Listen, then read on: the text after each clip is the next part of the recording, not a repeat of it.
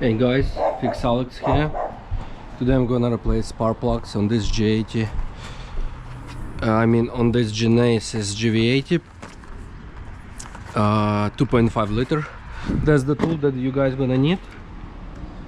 5/8 spark plug socket, flathead screwdriver and 10mm socket. Okay, so let's start from removing this cover on top of your engine. It's holds with this pins right there. Just put it to the side. The next step is to use your flathead screwdriver and remove connectors to the ignition coils.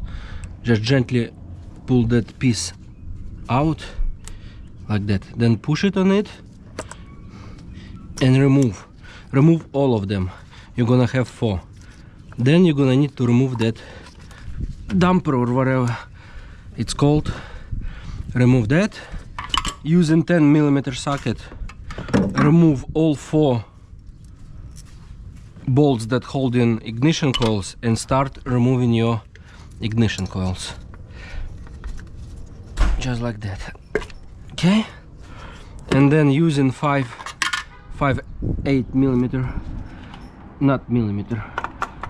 socket, spark plug socket. Of course, use your wrench to do it. Remove the spark plugs.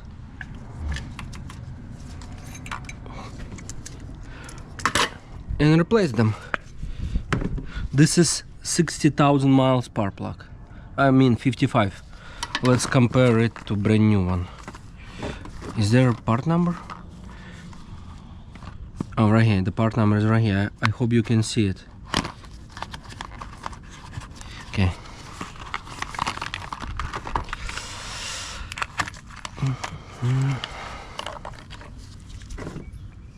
NGK.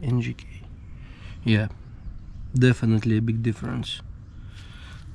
And I hope you can see this is the other part number. And now just put your spark plug back, hand tight it first,